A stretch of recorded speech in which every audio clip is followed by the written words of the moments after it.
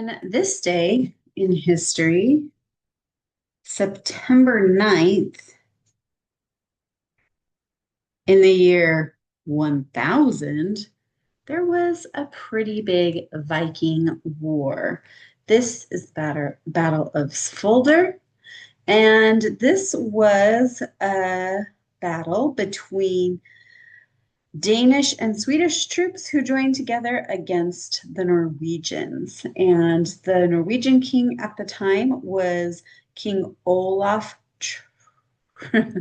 This one's tricky. Tryggvason. Okay, obviously don't know the Norwegian names very well, but he was coming back from a battle and he was ambushed by the Swedish and Danish troops. So we're going to draw a Viking ship. This is one of my favorite kinds of ships to draw. They have somewhat of a flat bottom because getting in and out of the fjords um, can be deep or narrow, and so you need some maneuverability there, as well as the speed at which the Vikings wanted to attack their enemies or places that they were making enemies, really. They would want that flat bottom so that they could go right onto the shore. So I'm going to draw this wooden ship, and the thing that is particularly fun about a Viking ship is it can look like a dragon. So I've got the flat bottom. The back of the ship, I'm going to have that be kind of like my dragon tail. I'm going to kind of swirl it down and meet up with the bottom of the ship here. And so that's going to go 2 times. And sometimes just for fun, I might add a few dragony elements.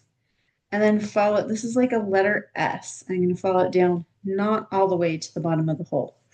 In the front, we are making a dragon face. And so I'm going to come about the level of my tail and I'm going to add a dot for that dragon's eye.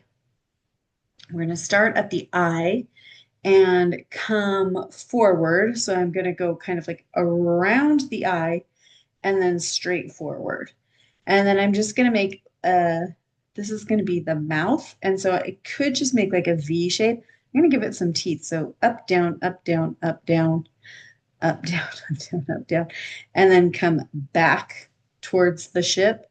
And then the neck here is going to come down and out and connect with the bottom of the ship here too. This is another place, the dragon's head, where I think it's fun to add some zigzaggy dragon area. And then I'm going to connect the front of the ship to the back of the ship with a line here.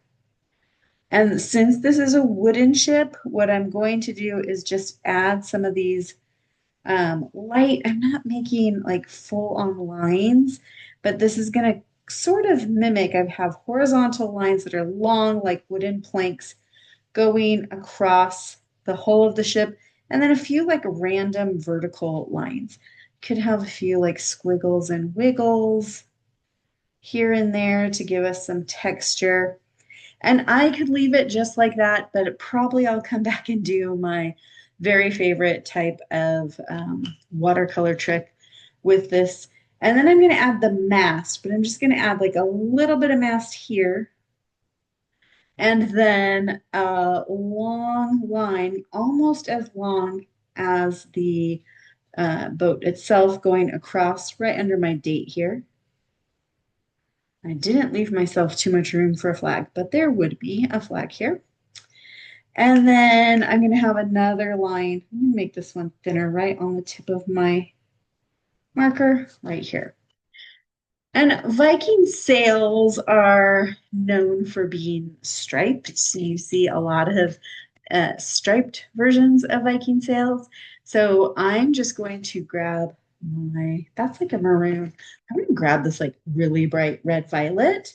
And in the front, to make the sail look like it's pushing forward, I'm going to give it a C shape here.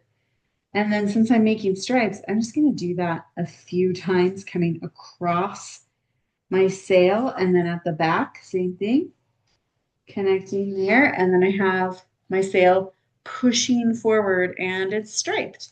You could make your stripes. I kind of feel like I might want them to be a little bit more, a little thicker. So that's a choice you can make as well.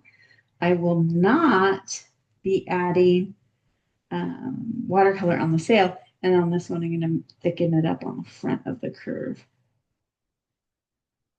All right. And now we have a fantastic Viking ship. One of the only things that's missing here is some water for it to be floating in. One of the ways that this was a pretty hard battle for the Norwegian Vikings is they were ambushed on the way back home. And one of the ways that they fought really well to keep themselves, they were the smaller group.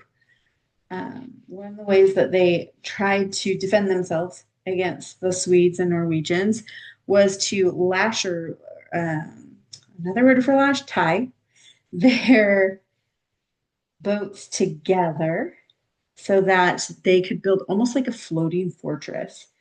And this worked for a little while, but they were just outnumbered by the Swedish and the Danish group. And so instead of being captured, King Olaf dove from his ship into the ocean, and Sweden and Denmark took over Norway for a time. And so this was a big defeat for the Norwegians, but it was also and I used my paintbrush to spread out that brown color. I'm going to do the same thing in the ocean. But it was one that was notable. The Norwegians got a reputation for being brave fighters, going down valiantly. King Olaf had had a reputation, but solidified that reputation for being quite a warrior with his fighting in the Battle of Svolder. All right, and that was Battle of Svolder.